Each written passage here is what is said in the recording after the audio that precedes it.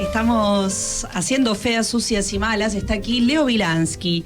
Es el presidente de la Asociación de Empresarios y Empresarias Nacionales para el Desarrollo Argentino. Contanos, ¿qué es ENAC? Bueno, ENAC es una organización política empresarial, representa más de 500 empresarios y empresarias nacionales pymes de 22 provincias, entre 1 y 2.000 trabajadores, de todos los sectores, de la industria, el comercio, los servicios. Aprovecho para saludar a nuestros compañeros industriales en el Día de la Industria.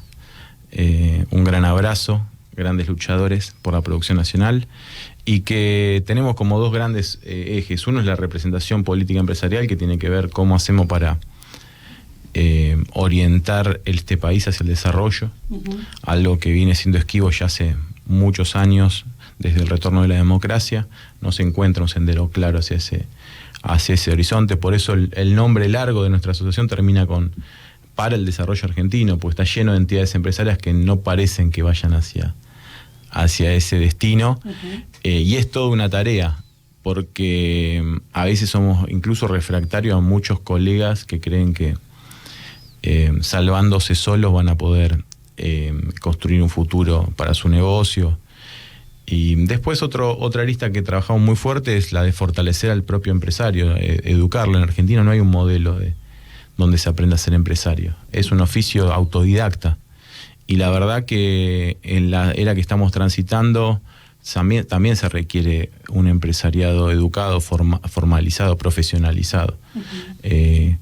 Porque a veces cuando vos te haces solo, adoptás mañas y actitudes que van en contra hasta del Estado mismo. El hecho de no pagar impuestos, por ejemplo. Claro. Cuando uno arranca en el fondo de la casa tratando de hacerse unos mangos para sobrevivir o hacerse un ingreso, después cree que pagar impuestos es una opción y en realidad es un delito. Bueno, nadie te lo explica hasta que te llega la primera intimación de la AFIP. Así que vamos a lo prueba y error. Y en general el PYME tiene error, acierto, error. Cargas sociales es otra gran cuestión. Y también la formación política. Ahora, es un oficio demandante, porque vos pensás que tenés que ocuparte lo que te gusta hacer, no sé, fabricar muebles. Te tenés que ocupar de invertir, de conseguir los recursos. Te tenés que ocupar de administrar los trabajadores. Tenés que ocuparte de pagar los impuestos, tenés que ocupar de la política que no te la hace fácil, tenés que ocupar del contexto internacional que no sé qué pasa, que la pandemia. Es un oficio, es casi un deporte de riesgo. Y no está bueno porque tenemos un rol nosotros en la economía, nuestro oficio, que es dar trabajo. Siempre cuando, no sé si siempre en realidad, ¿no? Pero hay una idea construida cuando se habla de este tema. La del patrón, la del capital y el trabajo, ¿no? La puja de la Argentina, y siempre hay una mirada de el malo es el capital o el sector del patrón.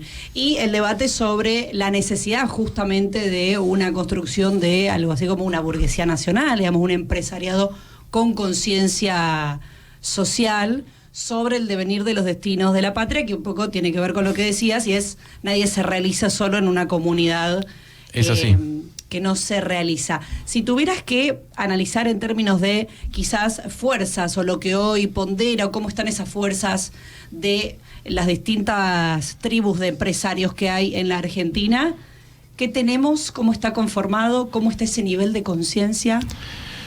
Nosotros identificamos 3 grandes grupos, ¿no?, de empresarios en la Argentina desde la mirada no ideológica o política social. Uno, nos vamos a autorreferenciar, los empresarios nacionales, que tienen una conciencia política, esto de la sociedad que se tiene que realizar también con nuestros proyectos en conjunto, que somos aliados de los, digamos, políticos de los trabajadores o del movimiento obrero organizado, y que somos una minoría. Es la realidad. Hay una mitad de la masa empresarial que están irradiados por una lógica que a veces atenta contra su propia supervivencia, que es pensar en un mercado sin Estado, pensando que eso les va a descomprimir su tarea, o que eso le va a fortalecer o incrementar su utilidad, también algo que es falso. pero que está muy, muy, muy arraigado, y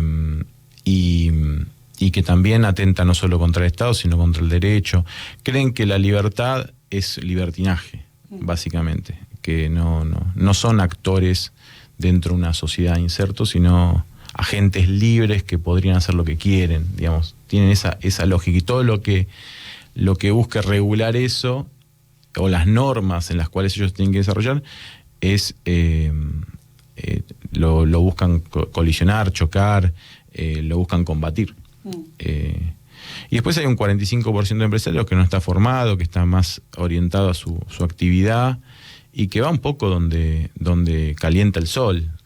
Si vemos que un gobierno les aumenta la rentabilidad, no saben muy bien por qué, bueno, se inclinan hacia ese lado. Cuando les aumentan los impuestos, se alejan. Son más volátiles, más erráticos en cuanto a su posición. La mayoría, como te dije recién, o casi el absoluto del sector, no recibió en ningún momento instrucción sobre cómo llevar su oficio adelante. Entonces se van formando de acuerdo a cómo la política y la economía los va formando. Y vos pensás que Argentina tenés neoliberalismo, democracia, dictadura, neoliberalismo, democracia, dictadura, represión, crisis. Te van formando a los cachetazos, a los golpes, y salís dolido.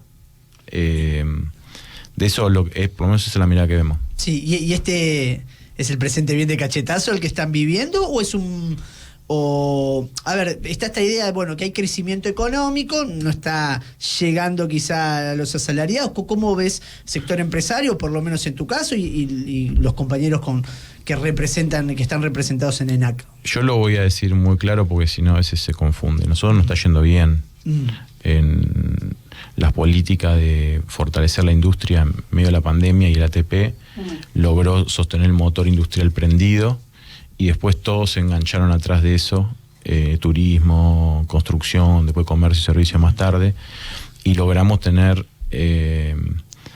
ventas razonables, contrataciones, inversión y desendeudamiento. 58,9% de las empresas están desendeudadas, pymes, ¿no? A lo que en el macrismo estaba abajo del 50%.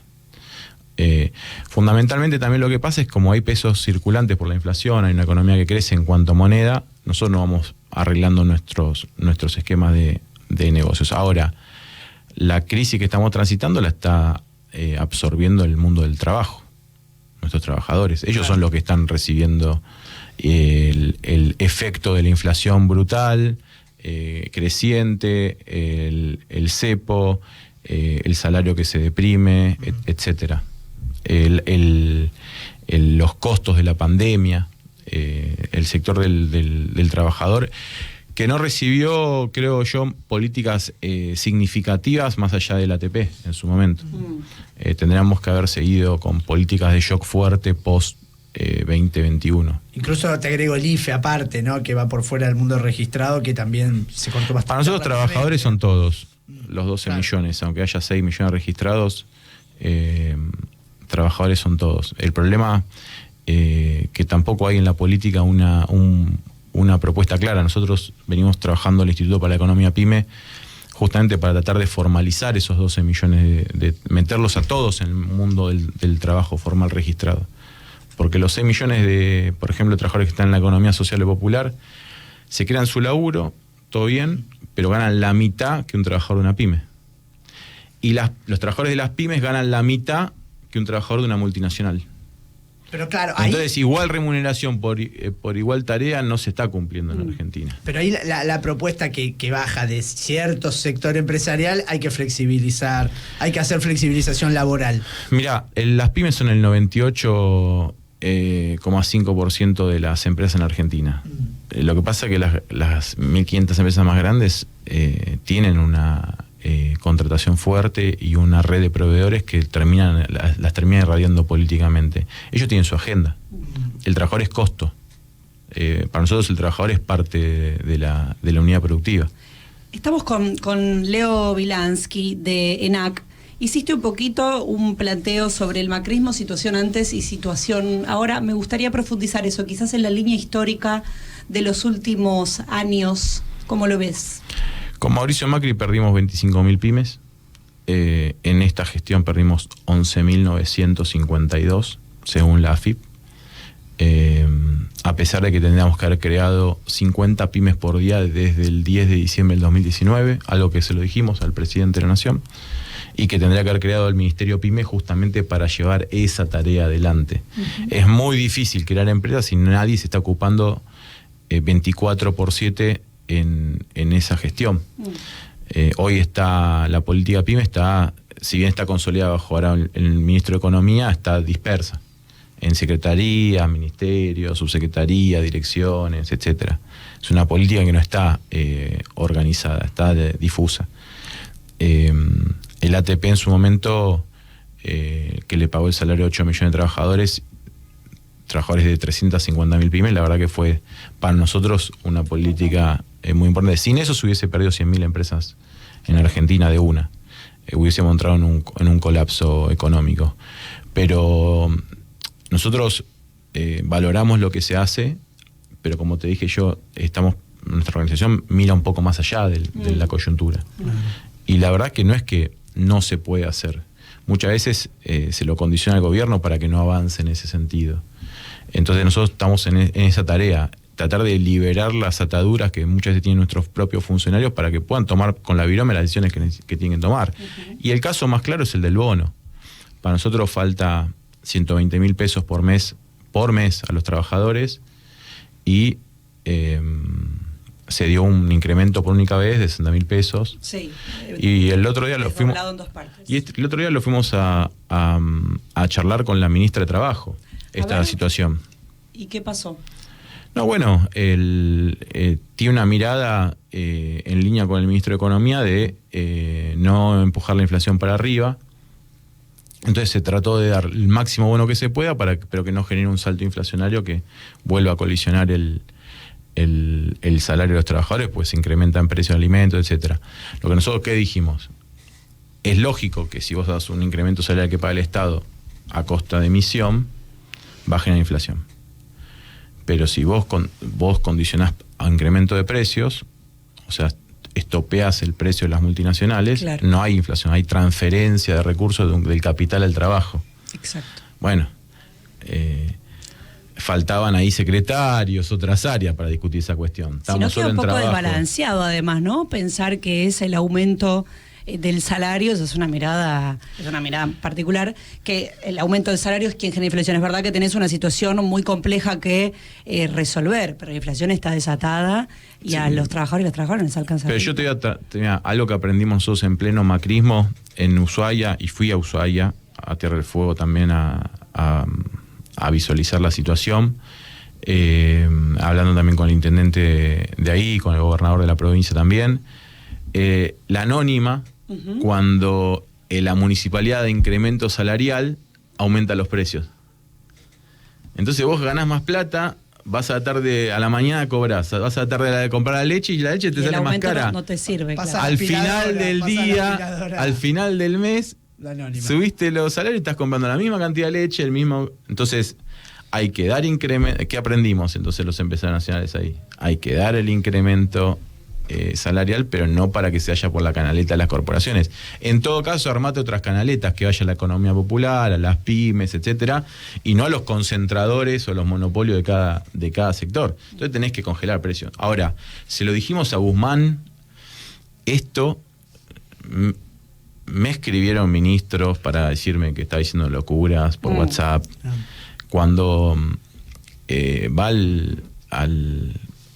al Museo del Bicentenario con todos los formadores de precios a presentarle el programa a Guzmán, y le prometieron y lo aplaudieron a 2 manos los gritos, los formadores de precios, los CEOs, que se iba a garantizar 29% de la inflación ese año, el 2021. 54 terminó, y no hizo nada el ministro de Economía. Bueno, ese fue el punto de arranque de todo este debacle que estamos viendo. En ese momento tendrías que haber elegido a un jugador de cada cadena de valor y cortarle la cabeza.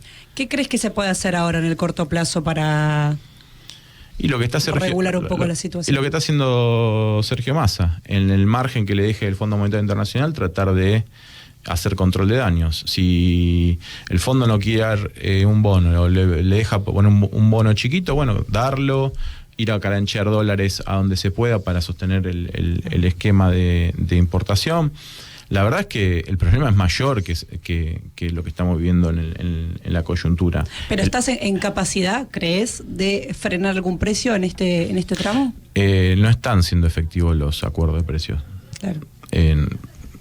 Nosotros tenemos una mirada un poco más intervencionista del Estado, por eso somos empresarios nacionales y por eso somos la minoría de la minoría. Pero bueno, a veces nos gustaría que nos demuestren que estamos equivocados. Bueno, aún sí como minoría, como decís, reunieron 1000 pymes en Tecnópolis la semana pasada y de hecho ustedes en el comunicado decían, ¿no? Pedían al jefe de gabinete, Agustín Rossi, candidato a vicepresidente, que firme el decreto para crear el Instituto de la Economía PYME para crear 100.000 nuevas empresas. Yo quería entender un poco eso, pero también quería preguntar si ustedes están en diálogo con las campañas, además de la campaña de Sergio Massa, con alguna otra campaña reivindicando o si tiene un documento para estas campañas. Bueno, es interesante la pregunta. Típica actitud de empresarios que combaten al Estado. Bueno, vamos a una elección y llamemos a todos los candidatos para que expongan sus planes. Si sabes que cuál te va a castigar y cuál te va a ayudar. No se la juegan por ninguno. Nosotros tenemos muy claro cuál es el modelo de trabajo de producción. Se lo planteamos al frente de todos en su momento, ahora Unión por la Patria. Aunque a una regañadiente vamos a empujar para que Sergio Massa sea presidente. Porque lo que se ve en la vereda enfrente es horrible para nosotros. Si perdimos con 25.000 pymes con Macri, con Milei vamos a perder, no sé, el doble. Y la verdad que es el 10% del mercado interno. No la va a pasar bien la gente. Y la otra vez un periodista me interpelaba en la radio, bueno, pero no sé qué. Mirá, nosotros le decimos lo que vemos. Después, si gana quien gana, porque la sociedad en la democracia elige, nosotros también vamos a hacer lo que tengamos que hacer. Porque no vamos a entregar nuestras empresas a los proyectos, a las patriadas neoliberales, de nuevo. Cuidaremos nuestras unidades productivas, los empresarios van a tomar todas tácticas defensivas. Se sofisticó mucho eso. Entonces, ¿qué son tácticas defensivas? Echar a trabajadores. Achicar su negocio, echar a trabajadores, sobrevivir. Pero no, pasó en los 90, fue brutal eso, se fundían empresas trabajando, ¿sí? Y el empresario no formado no entendía qué pasaba. Y eso se llevó la vida de muchos empresarios en los 90. Muchas familias desguazadas, muchos problemas de salud, muchas casas hipotecadas entregadas al banco porque no haber podido salvar la fábrica. Bueno, esos cachetazos consumo, son, ¿no?, heridas que hay debajo de muchos pymes, incluso muchos empresarios nacionales de NAC, que hoy sus hijos continúan en la empresa, pero claro, que ese aprendizaje lo tienen impreso en el corazón porque estaban en la mesa donde no podían comer, a pesar de tener una empresa en el fin de los 90. Bueno, no van a pasar por esa situación de nuevo. Entonces, si somos los que más trabajo damos en la Argentina, las pymes, tenemos nuestros problemitas como tienen todo, pero queremos que la Argentina le vaya bien y le estamos diciendo, ojo que vamos por acá. Yo lo que le pido a la sociedad es un poco de sensibilidad, porque con el trabajo no se jode. Lo vimos en el 2015, ya esa lección la aprendimos. Claro. Entonces no volvamos a cometer errores que después nos salen caros. ¿Cuál es, Leo, la proporción de generación de empleo? Decíamos, las pymes somos las que más generamos trabajo. 65%. 65% del empleo registrado es generado privado es registrado. Y muchos informales también. Hay que decirlo, en nuestros sectores emplea en negro. ¿De cuántos millones de personas estamos hablando? Y, de la fuerza de trabajo, ¿no? De 6, 8, 4 y pico. Okay. Esos somos nosotros. Y pagamos la misma cantidad de impuestos que las grandes empresas. Y estamos en todos los pueblos y la ciudad del país, cosa que las grandes no. El tejido del mercado interno se hace a través del comercio de barrio, la industria, de las pymes, los profesionales, los pequeños agropecuarios. Pero a pesar de tener ese rol significativo, no está en la mesa, no tiene una silla en la mesa. Se habla de la UIA, ¿viste? Claro. La UIA representa una parte de la industria y las industrias son el 10% de las empresas nada más. Entonces, ¿por qué tiene una silla también por ahí? Porque son muchachos con billetera grande. Digo, también alguna crítica, no me acuerdo quién fue el que es como que está bastante atomizado el universo pyme también. Eso es una falacia de la política. Eso es una falacia de la política. Es una falacia de la política. Muchas veces a la política le sirve que estemos atomizados, trabajan para que sigamos atomizados. Eso es falso. El dirigente político que habla de la atomización de las pymes es porque no quiere trabajar. Hay 3.000 cámaras empresarias y hay 3.000 y pico de sindicatos. Sí. ¿Cómo puede ser que el sindicalismo no diga están atomizadas? Ahora, si a la CGE, que era la entidad que unificaba a todos los empresarios nacionales, que presidió José Bergelbar, y que discutía mano a mano con la CGT, el 24 de marzo del 76 le secuestraban a los vicepresidentes, después vino el menemismo, la intervino, después le afanaron la obra social. Si van achando las instituciones que nos representaban en el pasado y ningún dirigente político las recompone, es muy difícil que los que estamos atomizados nos volvamos. Yo junté 1.000 empresarios nacionales en Tecnópolis a deliberar estas cuestiones, pero nosotros lo hacemos a nuestro costo y cargo, no nos financia el Estado. Ojalá haya 1.000 ENAC para naturalmente consolidarnos en una entidad, pero la realidad es que si la política no ayuda es muy difícil. De hecho, la CGT se construye por una historia también de un movimiento peronista que encolumna al trabajador como una cuestión vertebral y lo financia eso, ¿no? Sí. Porque los recursos fluyen hacia la CGT.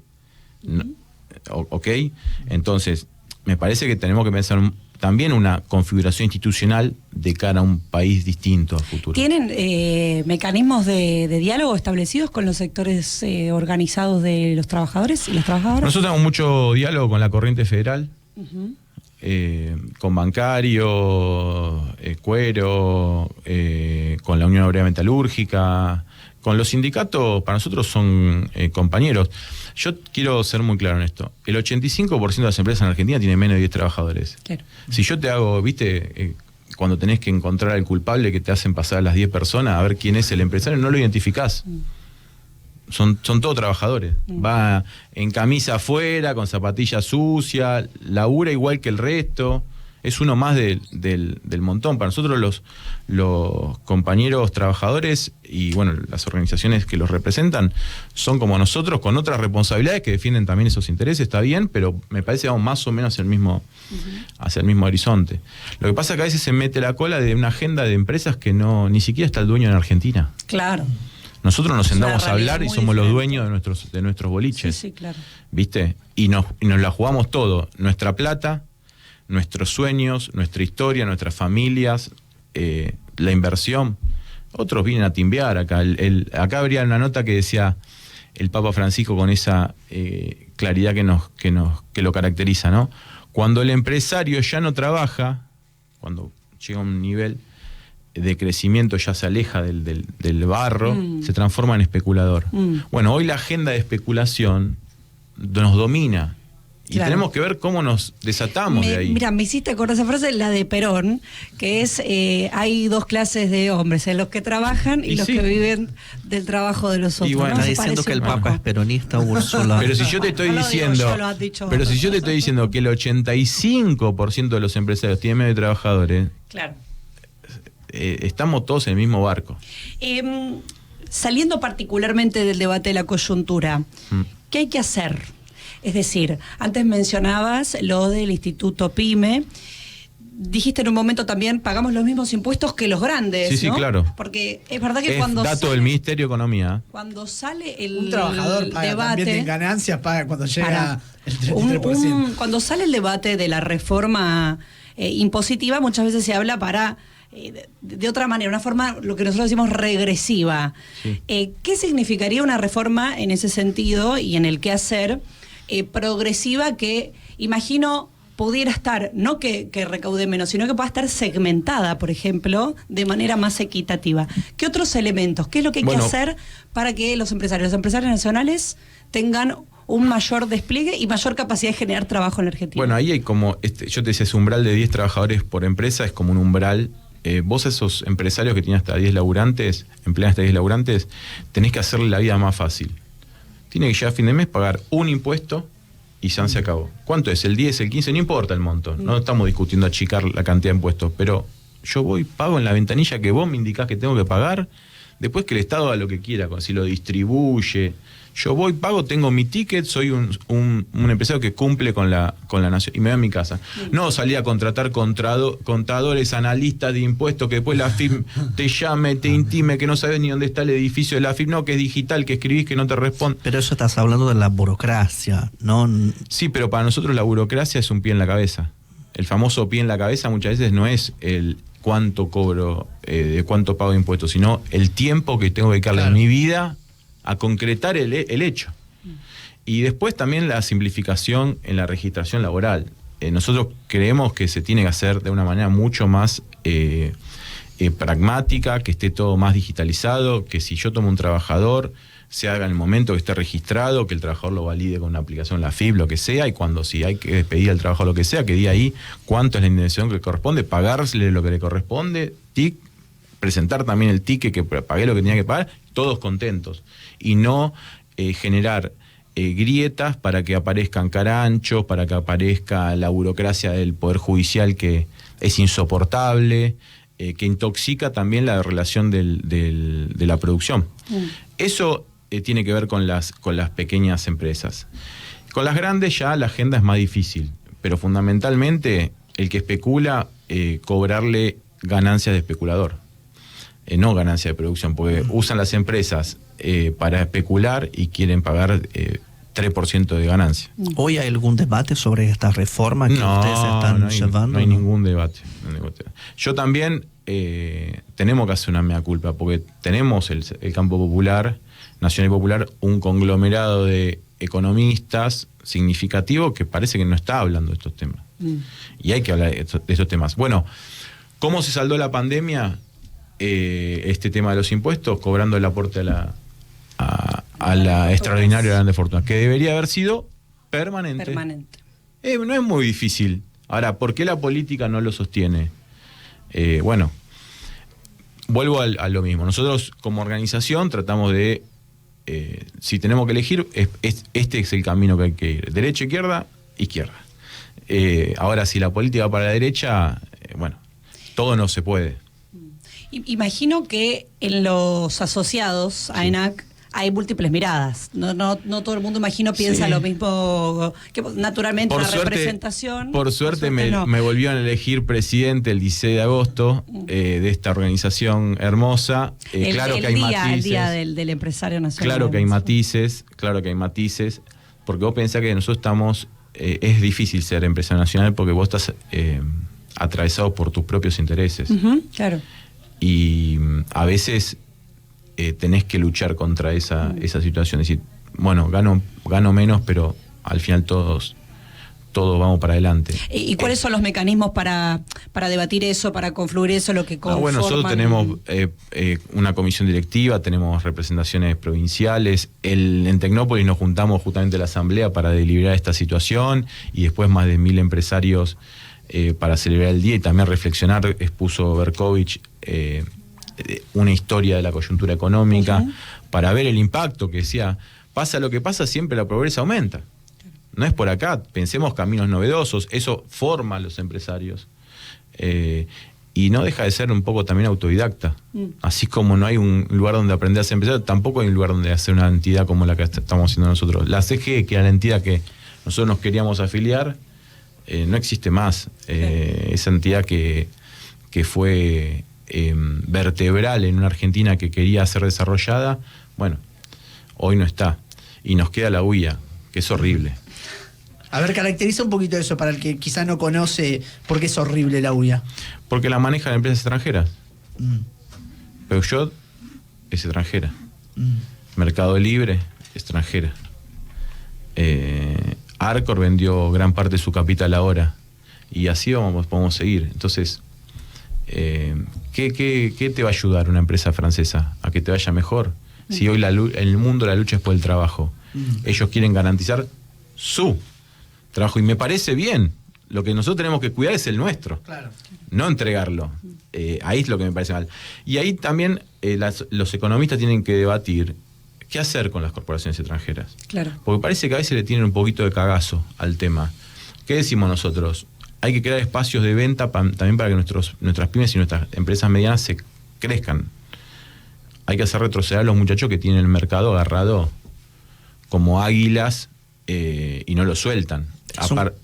Que es un gran tema de los países, la protección de la industria nacional, del mercado interno, ¿no? O sea, es el debate. Hoy, para sostener en Europa conglomerados industriales significativos, algo inédito, pero empresas alemanas se asocian con empresas francesas, para por lo menos entre los dos bloques disputarle a los rusos, a los chinos, a los yanquis, porque saben que de a uno se los comen. Bueno, imagínate las cuestiones que están sofisticándose, países que son a veces refractarios y sin embargo están caminando por ese sendero. Y nosotros estamos discutiendo si industria nacional sí o no. Así que para nosotros es sí, a fondo. Sí. Estamos con Leo Wilansky, que es el presidente de la Asociación de Empresarios y Empresarias Nacionales para el Desarrollo Argentino. Algo que justamente el otro día me invitaban a una charla y me parece que está surgiendo mucho esto de qué pasa con el sector de los empresarios, pero claro, es lo que vos diferenciabas antes de a quiénes representan y quiénes son, ¿no? Diríamos ese otro sector de empresarios, o que también le llaman el círculo rojo, que tiene intereses transnacionales. Hay banditas adentro. Lo más jugoso son las banditas que hay dentro de estos grandes Habría que grupos. hacer el mapa. No, es hermoso, es hermoso. Milei tiene una bandita. Ahí quería ir, porque en algunos casos decían, bueno, pero el establishment del círculo rojo tenía de candidato a Larreta, uno podía decir que Massa le competía de cerca en esa zona. Bueno, sin embargo, Larreta ya está fuera, está Massa, está Bullrich, está Milei. Y en algún punto, parte de la campaña, yo creo que es una lectura que está errónea, es esto, no, pero nadie quiere a Milei, porque Milei es un loco, entonces eso nos favorece. Yo veo muchos sectores acercándose muchísimo a Milei. ¿Qué es lo que pasa ahí? ¿Qué estás viendo de eso? ¿Eso es así o no? Está planteando un escenario que a muchos empresarios les hace recordar a los 90. Y que ganaron mucha plata en esa época. Y si le están prometiendo una zanahoria muy grande, es posible que se inclinen a apoyar a un candidato. Y aparte, las banditas, muchas que no son visibles, porque la UE es visible, el G6 es visible, ahí hay el Foro de Convergencia, el WhatsApp de Galperín también es visible. Nuestra voz. Pero hay otros que ponen en todos los candidatos. Claro. Ganan siempre. ¿Y cuál es el perfil de este empresario nacional hoy en la Argentina? El promedio de la edad, son jóvenes, quiere entender un poco para también llevar a eso de lo político, ¿no? ¿Cuál es el perfil, por lo menos, de que están ustedes ordenados? Mirá, hay un tema que es importante, no sé si te puedo responder esa pregunta en términos generales. Lo que sí te puedo decir es que los empresarios que levantan la cabeza y empiezan a ver qué pasa en el país, ya son más grandes. O sea, vivieron los 90. Sí, por supuesto. Pero lo que digo es, cuando vos sos un emprendedor, estás enfocado en tu negocio. Es poco probable que te ocupes de la política, porque te está demandando hoy mucho tiempo ver qué está pasando afuera. Y todo, en realidad, es como el laburante. Queremos trabajar tranquilo, hacer lo que tenemos que hacer, ganar nuestro manguito. Volver a tu casa, irte de vacaciones. Abrir la heladera y que te llena, algo que está difícil hoy para los laburantes, y estamos en esa discusión. A ver, me preguntaban, el otro día yo a veces me sorprendo porque me tildan en los medios de no sé qué, y le digo, faltan 120.000 pesos, le digo a una persona, a un dirigente, por mes a los trabajadores. ¿Cómo sacaste ese cálculo? Como si tuviese que haber sacado un algoritmo matemático, ¿viste? En función de la tasa de interés. Le digo, tenés 1 kilo de carne, 1 kilo de pan, 1 litro de leche por 30. No es muy difícil la cuenta. No, bueno, es inflacionario, me responde. Bueno, ya está. Fin de la discusión. Leo Wilansky, algo que te haya quedado decir, algo que quieras agregar sobre la perspectiva. Pienso en el corto plazo, pero me parece que hay que también pensar qué pasa después del 19 o del 20 de noviembre, ¿no? No, ahora que me preguntás eso y estando en la radio del pueblo, nosotros en el 2015 caminamos mucho el balotaje a Scioli porque veíamos esta amenaza que se venía y por un segundo me sentí atravesado por ese momento que no está bueno, y transmitirle a todos que por favor, si nos enojamos y ya votamos, que quede el enojo en las PASO. Claro. Que ahora pensemos con la inteligencia. Usemos cada momento para una situación. Ahora viene la fase de votar, perdón, con inteligencia, no con enojo, porque si llegamos a votar igual que el 2015, el futuro de Argentina va a ser dificilísimo. La verdad que nosotros, por lo menos los empresarios nacionales, me hago cargo, no queremos que le vaya mal a nadie. No somos felices haciendo empresa en una sociedad que se deprime, ¿no? Leo Wilansky, Asociación de Empresarios y Empresarias Nacionales para el Desarrollo Argentino, gracias por venir. No, a ustedes, espectacular la radio, recomiendo a todos que vengan y también que la escuchen. Gracias.